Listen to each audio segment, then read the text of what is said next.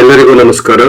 ನನ್ನ ಹೆಸರು ಡಾಕ್ಟರ್ ಹರ್ಷ ಬಿಡಿ, ಸಹಾಯಕ ಪ್ರಾಧ್ಯಾಪಕರು, ಸರ್ಕಾರಿ ಪ್ರಥಮ ದರ್ಜೆ ಕಾಲೇಜು, ಕುಶಾಲನಗರ. ಇಂದಿನ ತರಗತಿಯಲ್ಲಿ ನಾವು ಅಧ್ಯಯನ ಮಾಡಬೇಕಾಗಿರುವಂತಹ ವಿಷಯ ಮಾನವ ಶಕ್ತಿ ಅರ್ಥಶಾಸ್ತ್ರ. ಅದರಲ್ಲಿ ಮಾನವ ಶಕ್ತಿ ಬೇಡಿಕೆಯ ಮುನ್ಸೂಚನೆಗಳು ಎಂಬ ವಿಷಯದ ಮೇಲೆ ನಾವು ಅಧ್ಯಯನ ಮಾಡಬೇಕಾಗಿದೆ. ಮಾನವ ಶಕ್ತಿ ಬೇಡಿಕೆಯ ಮುನ್ಸೂಚನೆಗಳಲ್ಲಿ ಇದರ ಅರ್ಥ, ಅಗತ್ಯತೆಗಳು, ಮುನ್ಸೂಚನೆಯ ಪ್ರಕಾರಗಳು ಹಾಗೂ ಇದರಲ್ಲಿ ಅಡಕವಾಗಿರುವ ಅಂಶಗಳನ್ನು ಸಹ ಅಧ್ಯಯನ ಮಾಡಬೇಕಾಗಿದೆ. Introduction, need for estimation, types of estimation, steps in demand estimating. Man power demand means the number of workers required for the variety of occupations in the country. It also explains demand analysis. ಮಾನವ ಶಕ್ತಿಯ ಯೋಜನೆಯ ಅತ್ಯಂತ ನಿರ್ಣಾಯಕ ಹಂತಗಳು ಮಾನವ ಶಕ್ತಿಯ ಬೇಡಿಕೆ ಮತ್ತು ಪೂರೈಕೆಯನ್ನು ಅಂದಾಜು ಮಾಡುವುದು ಮತ್ತು ಮುನ್ಸೂಚನೆಯನ್ನು ನೀಡುವುದು.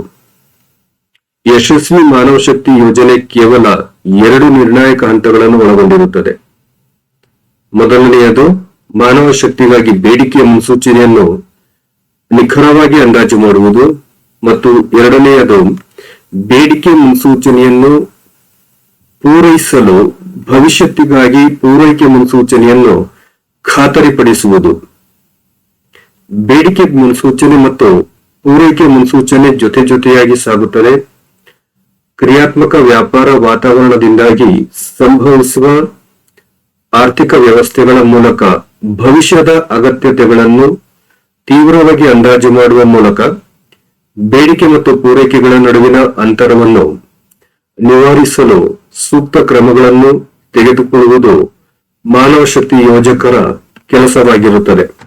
Definition of estimation of manpower forecasting defined, prediction of future levels of demand for and supply of workers and skills at organizational level, at a regional level, or it could be at a national level.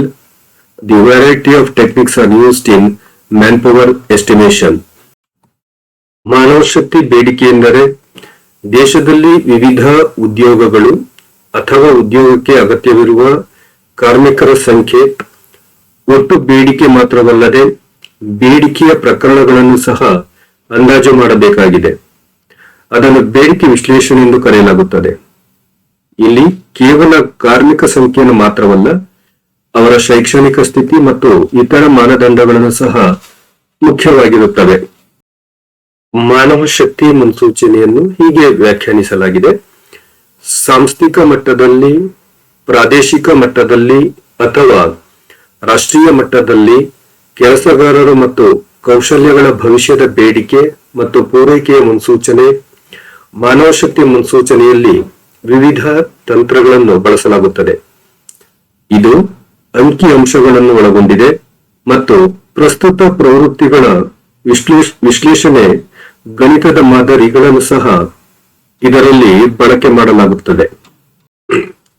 ರಾಷ್ಟ್ರೀಯ ಮಟ್ಟದಲ್ಲಿ ಜನಗಣತಿಯ ಅಂಕಿಅಂಶಗಳ ವಿಶ್ಲೇಷಣೆಯನ್ನು ಸೇರಿಸಲಾಗಿದೆ.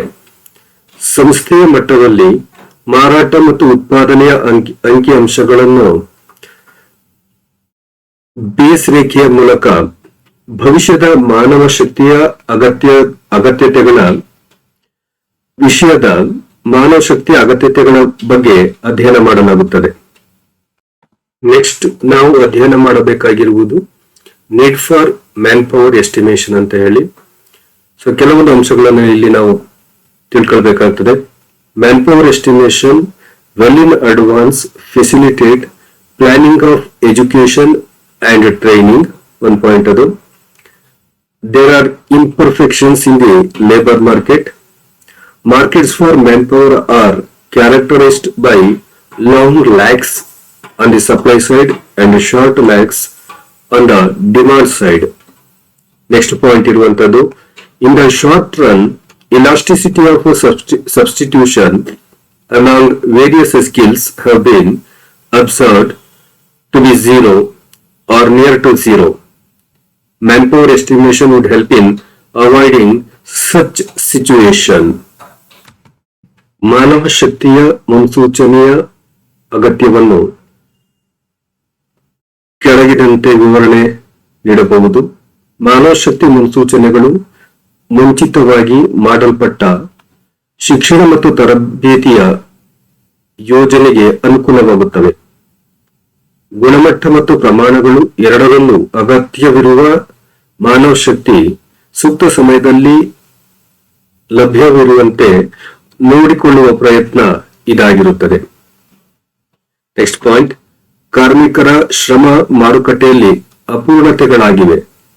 ಮಾನವ ಶಕ್ತಿ ಮಾರುಕಟ್ಟೆಗಳು ಪೂರೈಕೆ ಬದಿಯಲ್ಲಿ ದೀರ್ಘ ವಿಳಂಬದಿಂದ ಮತ್ತು ಬೇಡಿಕೆಯ ಬದಿಯಲ್ಲಿ ಅಲ್ಪ ವಿಳಂಬದಿಂದ ಕೂಡಿವೆ. ಆದ್ದರಿಂದ ಸರಬರಾಜನ್ನು ಕ್ರಮವಾಗಿ ಯೋಜಿಸಬೇಕು. ಮಾನವ ಶಕ್ತಿ ಮುನ್ಸೂಚನೆಗಳು ಕಾರ್ಮಿಕ ಮಾರುಕಟ್ಟೆಯ ವಿರೂಪಗಳನ್ನು ಸರಿಪಡಿಸಲು ಅನುಕೂಲಕರವಾಗಲಿದೆ ಎಂದು ನಿರೀಕ್ಷಿಸಲಾಗುತ್ತದೆ. ನೆಕ್ಸ್ಟ್ ಪಾಯಿಂಟ್, ಅಲ್ಪಾವಧಿಯಲ್ಲಿ ವಿವಿಧ ಕೌಶಲ್ಯಗಳ ಬದಲಿ ಸ್ಥಿತಿಸ್ಥಾಪಕತ್ವ ಶೂನ್ಯವಾಗಿ ಅಥವಾ ಶೂನ್ಯಕ್ಕೆ ಹತ್ತಿರವಾಗಿರುತ್ತದೆ ಎಂದು ಗಮನಿಸಲಾಗಿದೆ. ಕೌಶಲ್ಯ ಕೊರತೆಗಳ ನಿರೀಕ್ಷೆಗೆ ಅನುಕೂಲವಾಗುವಂತೆ ಅದಕ್ಕೆ ತಕ್ಕಂತೆ ಕೌಶಲ್ಯ ಸರಬರಾಜುಗಳನ್ನು ನಿಯೋಜಿಸುವ ಮೂಲಕ ಅಂತಹ ರೀತಿಯ ಪರಿಸ್ಥಿತಿಗಳನ್ನು ತಪ್ಪಿಸಲು ಮಾನವ ಶಕ್ತಿ ಮುನ್ಸೂಚನೆಗಳು ಸಹಾಯ ಮಾಡುತ್ತವೆ. Next is types of estimation of man power. ಅದರಲ್ಲಿ ಮೊದಲನೆಯದು medium term. It is generally about 2 to 5 years. This estimation is helpful to advising ministers to meet the twists and turns of economic circumstances. ಮೊದಲನೆಯದು ಮಧ್ಯಮಾವಧಿಯ ಮುನ್ಸೂಚನೆಗಳು ಅಂತ ಹೇಳಿ. ಮಧ್ಯಮಾವಧಿಯ ಮುನ್ಸೂಚನೆಯಲ್ಲಿ ಈ ಯೋಜನೆಯು ಸಾಮಾನ್ಯವಾಗಿ 2 ರಿಂದ 5 ವರ್ಷಗಳು ಆಗಿರುತ್ತದೆ. ಇದು ಮಂತ್ರಿಗಳಿಗೆ ಸಲಹೆ ನೀಡಲು ಅಥವಾ ಆರ್ಥಿಕ ಸನ್ನಿವೇಶಗಳ ಅಥವಾ ಅಂತಾರಾಷ್ಟ್ರೀಯ ಘಟನೆಗಳ ತಿರುವುಗಳನ್ನು ನಿಭಾಯಿಸಲು ಆಕಸ್ಮಿಕ ಯೋಜನೆಗಳನ್ನು ಸಿದ್ಧಪಡಿಸಲು ಕೆಲವೊಂದು ಅಧಿಕಾರ ವರ್ಗಗಳಿಗೆ ಅಥವಾ ಕಚೇರಿಗಳಿಗೆ ಮಧ್ಯಮ ಅವಧಿಯ ಮುನ್ಸೂಚನೆಗಳು ಉಪಯುಕ್ತಕಾರಿಯಾಗಿರುತ್ತದೆ. Next is long term estimation. It is generally about more than 5 years. It is useful in educational planning and preparation of corporate planning. ಎರಡನೇ ಅಂಶ ದೀರ್ಘಕಾಲೀನ ಮುನ್ಸೂಚನೆಗಳು ಅಂತ ಹೇಳಿ. 5 ವರ್ಷಗಳಿಗಿಂತ ಹೆಚ್ಚಿನ ಅವಧಿಯ ಮುನ್ಸೂಚನೆಗಳನ್ನು ದೀರ್ಘಕಾಲೀನ ಮುನ್ಸೂಚನೆ ಎಂದು ಪರಿಗಣಿಸಲಾಗುತ್ತದೆ. ಶೈಕ್ಷಣಿಕ ಯೋಜನೆಯಲ್ಲಿ ದೀರ್ಘಕಾಲೀನ ಮಾನವ ಶಕ್ತಿ ಮುನ್ಸೂಚನೆಗಳು ಉಪಯುಕ್ತಕಾರಿಯಾಗಿರುತ್ತವೆ. ಮಾನವ ಶಕ್ತಿಯ ಹೆಚ್ಚು ನುರಿತ ವೃತ್ತಿಪರ ವರ್ಗಗಳ ಅವಶ್ಯಕತೆಗಳಿಗಾಗಿ ಯೋಜನೆಯನ್ನು ದೀರ್ಘಾವಧಿಯ ಆಧಾರದ ಮೇಲೆ ಹೆಚ್ಚಾಗಿ ಬಳಸಲಾಗುತ್ತದೆ. Next point is policy conditional forecast. It is based on rule of thumb, ಅಂದರೆ ನೀತಿ ಷರತ್ತುಬದ್ಧ ಮುನ್ಸೂಚನೆಗಳು ಅಂತ ಹೇಳಿ.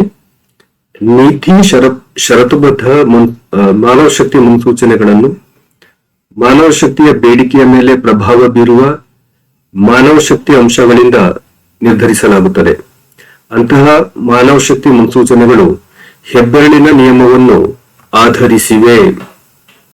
Next point is all lookers forecast ಅಂತ ಹೇಳಿ. It is derived by the assuming that the factors influencing future manpower demand, ಅಂದರೆ ನೋಡುಗರ ಮುನ್ಸೂಚನೆಗಳು ಅಂತ ಹೇಳಿ ಭವಿಷ್ಯದ ಮಾನವ ಶಕ್ತಿಯ ಬೇಡಿಕೆಯ ಮೇಲೆ ಪ್ರಭಾವ ಬೀರುವ ಅಂಶಗಳು ಹಿಂದೆ ಮಾಡಿದಂತೆಯೇ ವರ್ತಿಸುತ್ತವೆ ಎಂದು ಇದರ ಮೂಲಕ ನೋಡುಗರ ಮಾನವ ಶಕ್ತಿ ಮುನ್ಸೂಚನೆಗಳನ್ನು ನೀತಿ ಷರತ್ತುಬದ್ಧ ಮುನ್ಸೂಚನೆಗಳಂತೆ ಹೆಬ್ಬೆರಳಿನ ನಿಯಮ ಅಥವಾ ಸ್ಪಷ್ಟವಾಗಿ ನಿರ್ದಿಷ್ಟಪಡಿಸಿದ ಮಾದರಿ ಅಥವಾ ಯಾವುದೇ ಸಂಯೋಜನೆಯ ಸಹಾಯದಿಂದ ಪಡೆಯಲಾಗುತ್ತದೆ. Next point is optimising forecast. It is done through within the framework of an optimism model. ಅಂದರೆ ಆದರ್ಶೀಕರಣದ ಮುನ್ಸೂಚನೆಗಳು. ಮಾನವ ಶಕ್ತಿ ಮುನ್ಸೂಚನೆಗಳನ್ನು ಮಾದರಿಯ ಚೌಕಟ್ಟಿನೊಳಗೆ ಮಾಡಲಾಗುತ್ತದೆ. ಈ ರೀತಿಯ ಮುನ್ಸೂಚನೆಯಲ್ಲಿ ವಿವಿಧ ವರ್ಗಗಳ ಮಾನವ ಶಕ್ತಿಯ ಬೇಡಿಕೆ ಸಂಖ್ಯೆಗಳನ್ನು ನಿರ್ಧರಿಸಲಾಗುತ್ತದೆ. ಅಂತಿಮ ಪ್ರಯೋಜನಗಳನ್ನು ಗರಿಷ್ಠಗೊಳಿಸಲಾಗುತ್ತದೆ.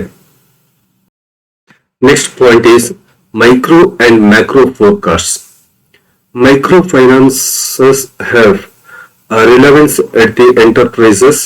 Macro forecasts are done at the national level. Micro ಮತ್ತು ಮ್ಯಾಕ್ರೋ ಮುನ್ಸೂಚನೆಗಳು ಅಂತ ಹೇಳಿ, ಮೈಕ್ರೋ ಮುನ್ಸೂಚನೆಗಳನ್ನು ಸಾಮಾನ್ಯವಾಗಿ ರಾಷ್ಟ್ರೀಯ ಕೈಗಾರಿಕೆ ಮತ್ತು ರಾಜ್ಯ ಮಟ್ಟದಲ್ಲಿ ಮಾಡಲಾಗುತ್ತದೆ. ಶಿಕ್ಷಣ ಮತ್ತು ತರಬೇತಿ ಸೌಲಭ್ಯಗಳನ್ನು ಯೋಜಿಸುವುದು, ಆರ್ಥಿಕ ಅಭಿವೃದ್ಧಿಗೆ ಕೈಗಾರಿಕೆಗಳ ಆಯ್ಕೆಗಾಗಿ ನಿರ್ಧಾರವನ್ನು ತೆಗೆದುಕೊಳ್ಳಲಾಗುವುದು, ಆ ಕೈಗಾರಿಕೆಗಳ ಸ್ಥಳ, ತಂತ್ರಜ್ಞಾನ ಮತ್ತು ಸಂಘಟನೆಯ ಗಾತ್ರ, ಆಯ್ಕೆ, ಆರ್ಥಿಕ ಮತ್ತು ಸಾಮಾಜಿಕ ಮೂಲ ಸೌಲಭ್ಯಗಳನ್ನು ರಚಿಸಲು ಮತ್ತು ವಿಸ್ತರಿಸಲು ಸಾಧ್ಯತೆಗಳ ಕ್ರಮವನ್ನು ನಿರ್ಧರಿಸುವುದು. Next is steps in demand forecasting. ಅದರಲ್ಲಿ ಒಂದನೆಯದು selection of an appropriate basis for calculation of manpower needs. Second one, calculation of the productivity ratio. Third one, making adjustment in the productivity ratio. Fourth one, projection of manpower requirements. ಮಾನವ ಶಕ್ತಿ ಬೇಡಿಕೆಯನ್ನು ಯೋಜಿಸುವ ಕಾರ್ಯವಿಧಾನದಲ್ಲಿ ಈ ಕೆಳಗಿನ ಹಂತಗಳು ಒಳಗೊಂಡಿರುತ್ತವೆ. ಒಂದನೆಯದು, ಮಾನವ ಶಕ್ತಿ ಅಗತ್ಯಗಳ ಲೆಕ್ಕಾಚಾರಕ್ಕೆ ಒಂದು ಸೂಕ್ತವಾದ ಆಧಾರವನ್ನು ಆಯ್ಕೆ ಮಾಡುವುದು. ಎರಡನೆಯದು, ಉತ್ಪಾದಕತೆಯ ಅನುಪಾತದ ಲೆಕ್ಕಾಚಾರ. ಮೂರನೆಯದು, ಉತ್ಪಾದಕತೆಯ ಅನುಪಾತದಲ್ಲಿ ಹೊಂದಾಣಿಕೆ ಮಾಡುವುದು. ನಾಲ್ಕನೆಯದು, ಮಾನವ ಶಕ್ತಿ ಅವಶ್ಯಕತೆಗಳ ಪ್ರಕ್ಷೇಪಣೆ. ಇದರೊಂದಿಗೆ ಈ ತರಗತಿಯನ್ನು ಮುಗಿಸೋಣ. ಧನ್ಯವಾದಗಳು.